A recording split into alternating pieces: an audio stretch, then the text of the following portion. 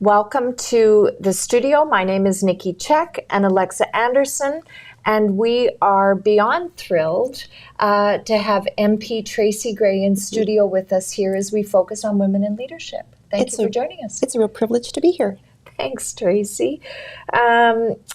You have a beautiful journey, and we just want to take a skate over that pond, as others before you have said. So you started in the wine industry and working in the wine industry, Mission Hill and others, fell in love with wine and started Discovery Wines VQA wine store. And that was your first step into entrepreneurship, Tracy? Right. Yeah. So it was interesting because I moved here from Alberta. I grew up in Lethbridge, Alberta, which is where I grew up. And my mom was a teacher, my dad was a firefighter, and I learned really strong service and work ethic from them. And so I moved here to Kelowna. I actually followed a boy that was working in Alberta, and it worked out because we've been married over 33 years, so it worked out well. But I fell in love with the area. I did start working at Mission Hill Winery. I knew nothing about wine, and the second day I was there, I had to give a tour of 50 people. So I literally stayed up all night memorizing this tour manual, thinking, I hope no one asks me any question other than what's written here because I don't know anything. And that sort of started me on a really long path of learning about the industry, advancing through different positions. We lived in Vancouver for a little while in the mid-90s. I worked for Granville Island Brewery, Bowen Island Brewery. We moved back here in 99 when our son was born. And at that time, this is when mat leave was only 6 months, right? And so I couldn't, for myself, didn't want to go back full-time working for a winery. And so that's when I actually started to bridge getting into entrepreneurship. I started a little consulting company. I did work for some wineries here. I ended up working for about 10 different wineries, different special projects, and it allowed me the flexibility of being able to work from home. And then, that sort of led me down the path of eventually starting Discover Wines, BCVQA Wines and Gifts here in Kelowna, and I was really proud of that business for 13 years. And so many awards and recognition came out of that. I think RBC Canadian Woman Entrepreneur of the Year in 2006. That's a really significant award or recognition. Tracy, you would have been in a pool of thousands of other women. It was a real honor. The award ceremony was in Toronto, and so we flew there to accept that award. It was a real honor. But I think, I think with a lot of awards and competitions, it's a matter of opening yourself up to that. And we looked at it as a real marketing opportunity as well, sure. because even being nominated sometimes for awards in whatever industry you're in is a real honor. And then becoming a finalist, and then ultimately if you're chosen. But for us, being a new small business, Discover Wines, our marketing budget was very limited, especially in the early days. And so anything that we could do to gain exposure that also added to our credibility, because then people came to us because we sort of became the experts about the BC wine industry, and I had a great team of really skilled people that got drawn to us. Everybody from, someone becoming a winemaker or becoming a viticulturalist, or, someone that had gone through extensive training, sommeliers and people like that. And so, between us all as a team, we were really good, and we had lots of people come and go over the years. Sometimes people leave and then come back as well. Maybe they got other skill sets and then came back to work for us. So it was all about what we were doing. We were promoting the wine industry, and especially little wineries That was a big focus of ours, was to promote up-and-coming wineries and just gain exposure for the industry, both for locals and also for visitors. So I find that so fascinating because you come from staying up all night at Mission Hill to do your tour of 50, hoping nobody asks you a question because your experience bank is quite thin at the moment, to opening a BC VQA wine store that and I believe you had a show on Global. Yeah, a lifestyle wine, and you also were a judge in competitions. Correct? Yes, international wine competition judge a couple of times, which was a real privilege. And the way that I approached it was, I really like challenges. So I would sign up for really unique categories. Not necessarily the Merlot or the Chardonnay. I would want to do aromatic whites, which could be everything from Gewürztraminers and Rieslings and Ehrenfelsers and all the really unique grape varietals, or maybe fruit wines, because it would be a little bit more challenging and interesting. So that was really amazing. But it's always about finding balance, with that I had learned. There's the quality there, but you have to have balance between acidity and the aromatics and the sugar. And it was really interesting. Fascinating. Yeah. Fascinating. So when we're at Discovery Wines, when you're running Discovery Wines, do you yet know that you have an interest in politics? I think at that time, I had my business for a while, and I was out in the community a lot. I really liked giving back. I liked to be involved in different things, and I found that I was meeting a lot of different people, and I ended up, being at places where there was a lot of city councillors, and I was realizing that for my business, for example, that there's a lot that affects a small business in all levels of government. And I had the opportunity back in 2014 to look at becoming a city councillor. And really what put me into that decision was I was looking at who was running again, who were incumbents, and who was maybe considering running. And I realized that no one was a small business owner. And so I thought, well, I want to be a voice of small business on city council. And so that's why I ran, and I had the honor of getting on city council 2014 to 2018. And what that allowed me to do, I still had my business, and I was appointed to the regional district, which is more regional, and then just getting more familiar with provincial issues, federal issues, and seeing how really all levels of government work together, and then being appointed to a lot of different boards, it just really opened my eyes. And those boards were the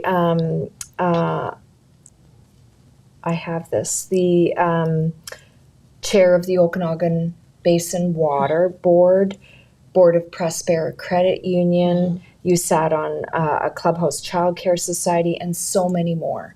So was it, do you think those opportunities came to you because of the being out in community, working the core value of service and in service and serving community, and opportunities would just continually present themselves and you would vet yes or no and see if you wanted to serve it? Or would you go out and say, I'm going to be on the board for Prospera Credit Union? So how did those positions come to be? Yeah, that's a great question. So some of those were through my work on city council, being appointed by either through city council or through the regional district. So those would be like the Okanagan Basin Water Board, as a trustee on the Central Okanagan Library, the Okanagan Film Commission, the Chamber of Commerce. A lot of those were through that. But I was doing completely separate from my work on city council. Prospera Credit Union, I sat on the Passenger Transportation Board of BC, which was a tribunal, which was really interesting. I flew to Victoria for that and had to go for training at the Justice Institute in Vancouver, how to write decisions. So I served a term there. But Prospera was really interesting because I met someone that was a customer of mine in Discover Wines. And her husband would come through Kelowna to go skiing at Big White. And they were always, coming through and sort of stopping off on their way, to go down Highway 33. And, after a little while, she said to me, have you ever thought of maybe getting on the board of Prospera Credit Union? And I was a client of Prospera Credit Union, my business was. And I was actually looking for other interesting activities to get involved in. And I said, it's something I actually had thought of. And she said, well, we're looking for recruiting potentially people to be on the board, and we need some more business people on the board. Now, there was an election. You have to go through a process. You have to become a nominee and become an election, and so that become elected. So actually, that was one of my first real elections, was on the board of Prospera, which was before I got on city council. But fascinating, because that serves you as you travel through deciding that you wanted to pursue city council, but also serves you in your federal election run. Well, and the great thing with being on a corporate board like that, and I'm a big fan of the credit union system, is there was a lot of training, ongoing training. So they're always doing training on risk management and all kinds of different training that I can actually even use in my small business at the time. It might have been something like cybersecurity, that then I could take back and go, oh, we should look at things, with our computers. And with Prospera, it was amazing because it was, there was committees and it was a lot of structure. Of course, it is a regulated industry, so there's a lot of rules, and it was a really great training ground to, it's all about building skill sets, right? And so my role that I have now has, whether it was through city council, whether it was on being on many different types of boards or being as an entrepreneur, it has given me all of these different experiences and tools. That's a great way of wording it. Yes, in order to help me in the role that I have now. Can I? Please. Jump in? So Tracy, I'm the young one on this chair, but for young females, like for me, when I hear you talk about it, like you really just care about community and you want to see change. And maybe you can be a little bit raw and real with us. Like, has there ever been a time where you're like, I can't do this. This is like, I'm in a man's world, or, like I'm out trying to be a wife. You're on so many boards. Like I said to Nikki when we were doing a little bit, we know you personally, but I was like, this lady's impressive. How do you go from like wine industry talking about, wines? And I know you're super passionate about that industry, and that industry is taking a big hit and small businesses. So is there a point in your life or stages where you're like, I need to take a break, I need 6 months off, I need to recruit, I can't do this anymore? Oh, wow. Well, that's a great question. I think for me, I just always want to contribute in some way. And so I'm always just open for new opportunities. But sometimes you have to manage your time too. I've had to really manage my time and plan things out really well and compartmentalize as well. Because when I'm involved in different things, you have to kind of go, okay, now I'm going to focus on this. Now I'm going to focus on that, and be really organized. And then also being a mom as well. And at the time when our son was young, my husband traveled a lot. So, in his career. And so it was a matter of juggling a lot of balls, and that's what we do. Everybody does it, but women, I think in particular, do juggle a lot of that, and it can be very rewarding. I remember hearing really early on when I was young, somebody saying to me, you can have everything in life, just not all at the same time. And so that's kind of, for me, sometimes those times where you're like, oh, I'd love to be doing this again. Like there's things personally, like I'm a painter, I oil paint. I didn't paint for many years. I just could not even fit it in. And now, it's great. I've actually started doing that again, but it's literally 10 minutes here, 10 minutes there. But it's because I have a little table set up now in my office. It's there. I love oil painting because I can leave it, come back to it, and just like therapy almost. My mind just goes, and so but I didn't do it for years, but also thinking I'm not going to get stressed over it because I'm focused on other things. So, or singing, I've sang a lot, and sometimes different activities. So it's just a matter of saying, okay, I've done that. Maybe I can't do that right now, and that's okay. Maybe I will again. Maybe not. So you're serving on city council, and it's an election year, and you've got your eyes set now, or your sights set on federal, on MP running for the Kelowna Lake Country riding. You have to step back, or you choose to step back. Do you? So that the timing actually worked out really well. So the term of city council ended in 2018, and the election was in 2019. Okay. And so the timing for myself actually worked out really well. So I announced that I wasn't going to be running for re-election on city council. I finished my term. By choice, yeah. Okay. And then I started down the path to become the candidate, and then to run in the 2019 election. And it really, some of the original reasons were very similar to why I ran on city council. I actually saw some tax changes that were happening federally that I knew were going to hurt small businesses, and I thought, well, I can either be frustrated or maybe be the one to make a difference. So that was one of the things that prompted me to go to the federal level, and then other things as well, other issues that I thought were really important, like protecting our valley against invasive mussels, which I got introduced to when I was on the Okanagan Basin Water Board, and that's one of those things, like, especially when I talk to kids or young adults, is to, you don't know what you're going to get passionate about sometimes until you get introduced to it, till you find out about it. And that's why I think it's great to be involved in a lot of different activities and a lot of different things, because then you meet different people, and you learn about different things, and you might get exposed to something that all of a sudden then you have an interest in. And over the last few months, I've had the opportunity to speak to 4 classes, ranging from grade 5 to 11. And it was great. They ask amazing questions, actually, and it's been really good. And we talk about, it's nonpartisan. We don't talk about policy or anything like that, but they're just really interested in the role of an MP. What does your day-to-day look like? They're quite often interested in where I live, how much I travel, how it all works.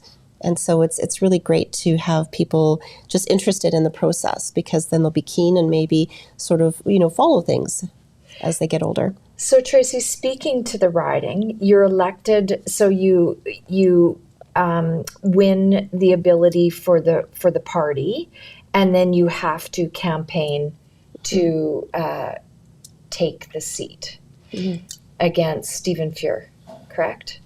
Yes, and so for the timing for myself was right at that time. I had just sold the rights of my business, so I was able to have that time freed up. But for me, it was really about hearing from people, and that's why I door knocked extensively for. It ended up being almost a year, and boots on the ground. I hit tens of thousands of doors myself. Our riding is amazing. It's very hilly. It was really good exercise in a lot of places around Kelowna Lake Country. Yeah. But it's going to where people are, right? Not asking them to necessarily come to you. And so but you still door knock, Tracy. You still door knock. So you didn't use it just as an ability to become a recognizable face to get elected. You actually, or I'm probably putting words in your mouth and I don't mean to, so I'll phrase it as a question. You said you're passionate about service, so do you use door knocking then for campaigning and door knocking today to stay connected to community, to stay aware of relevant issues or challenges or topics? Yeah, so the great thing about door knocking is people will be very honest. You're right at their front step. Maybe they've got their slippers on, and you have the time. There's no one else around, and they'll just be honest with you, what's going on in their life, what's on their mind. And so that really initially gave me just really good sense as to the pulse of the community. And that's why I'm out in the community now as much as I can be, and try to go as many different activities and events, because it's there that people will come up to me. And or if I've got a tent, they'll come up to the tent, or they'll just be, I'll be volunteering and doing something, and they'll say, hey, I want to tell you about this, and sometimes too, there's things where I can say, well, call my office. We can actually help with that. Like if it's a issue related to a federal program or service, but sometimes they're just letting me know their opinion on something. But I was outdoor knocking just within the last month. I don't have as much time to do that right now because, of course, I'm going back and forth from Ottawa. But it's a little unstrategic, like where I actually had a colleague of mine, he's the Shadow Minister of Housing that was in town, and we held a housing roundtable, and then we toured around town going to different locations, and we had a bit of time, and so we went door knocking. And it was great, and I've done it other times, but as well even since Christmas. So I'll just say, hey, we're in this area. Let's go door knocking this area, and just it's just a matter of getting feedback, right, from people. You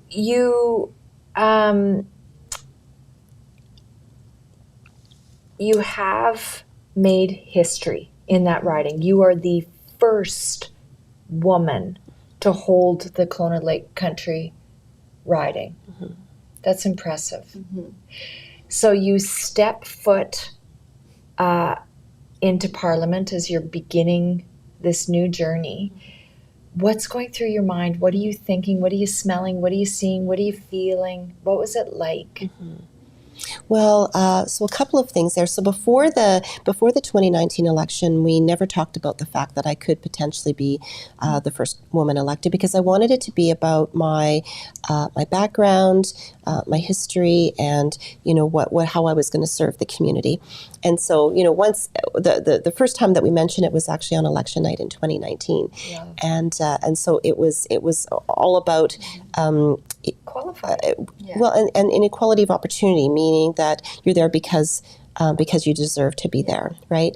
And so go and the riding name has changed over the years too. There's always been adjustments, but it's an honor to be there. And yes, so then going to Ottawa and knowing that I'm representing the community, standing in a very historic place. Although it's kind of interesting right now, because when you see it on the TV, with the green carpet and all of that, we're in sort of a makeshift area because the center block, which you see on all of the pictures in the background, that's under a substantial renovation right now.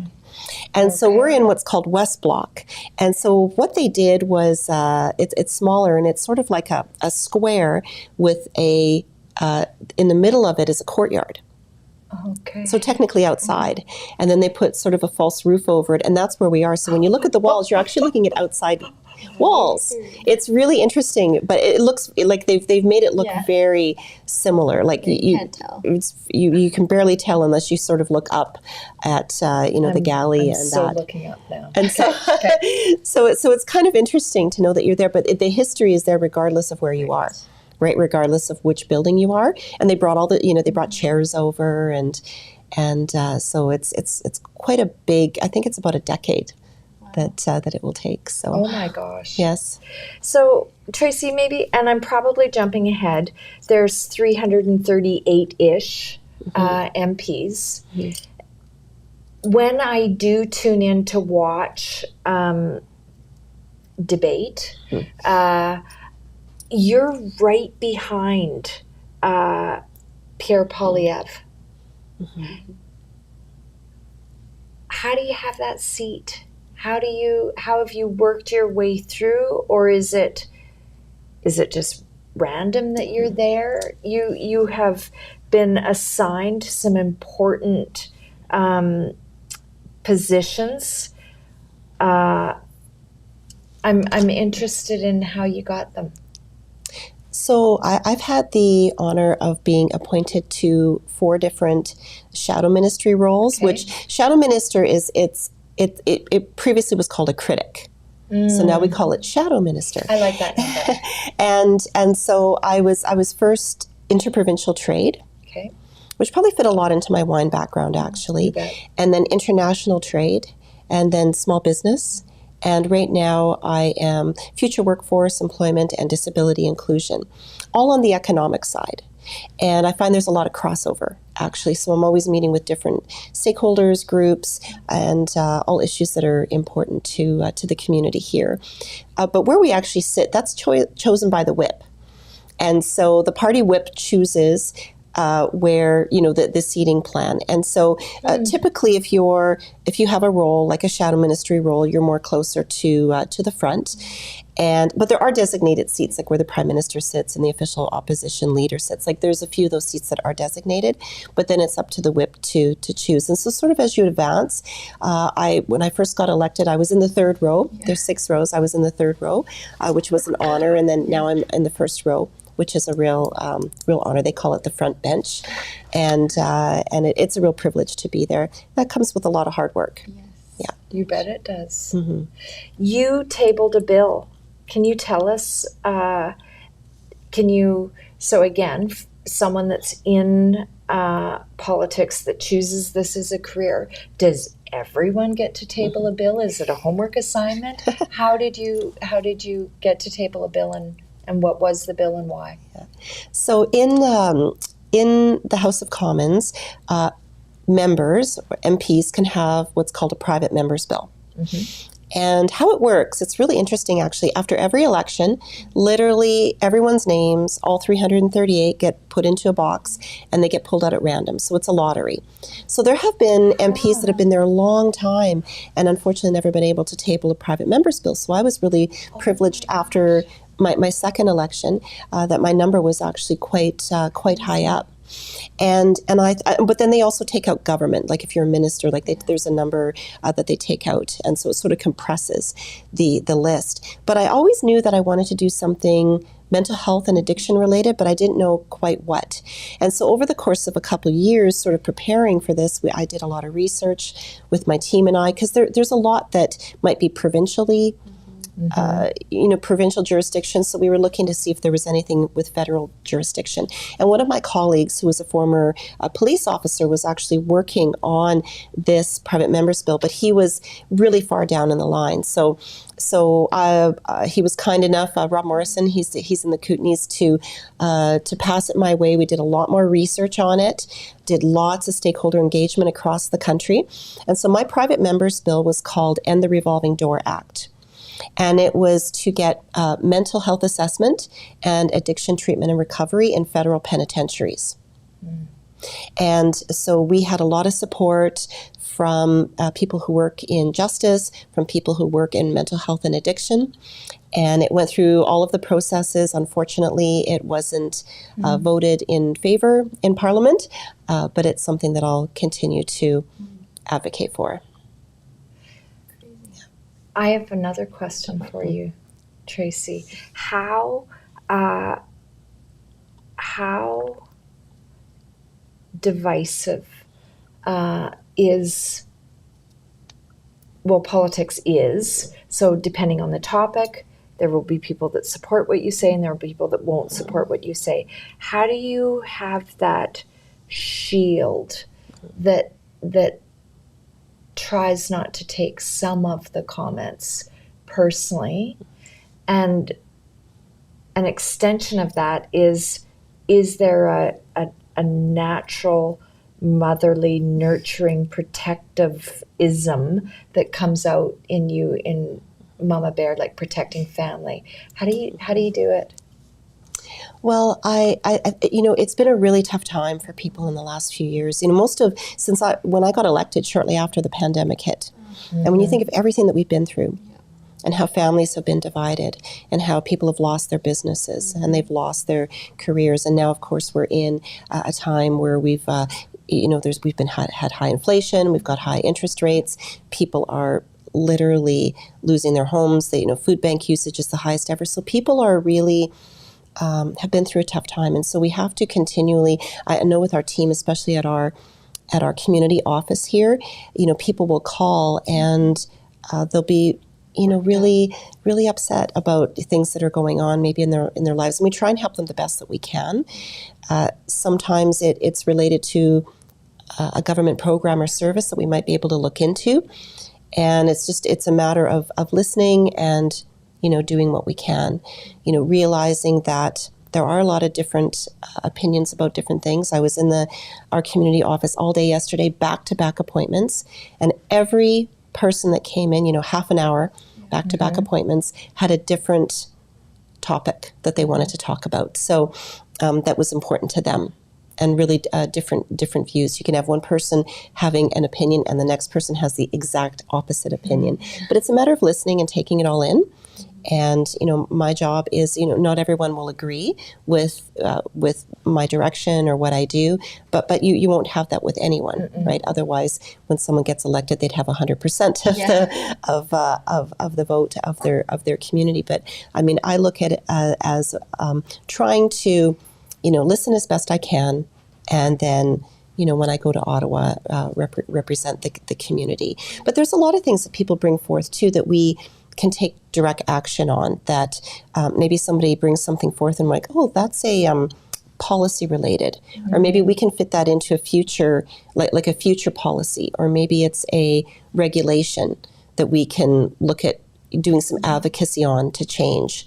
So I'm always trying to think of how, if there is an opportunity for me to bring this forth in Ottawa. And I want to say too that I really wanted, I made it a goal that when I got there, especially at committees, because you've probably seen committees, or, you'll see those little snippets online, to bring more voices from the community there. I've had many people from the community testify at committees, and also people from across BC, because you'll get a lot of the Ottawa lobbyists, like the national groups, and, but I've really tried to be more boots on the ground and get the local voices. Even if you've got, say, a company that might be part of a national group, their objectives might be a bit different, and what's important to them might be a bit different. So I've had many not-for-profits and different groups testify at committees to bring those voices right there on record.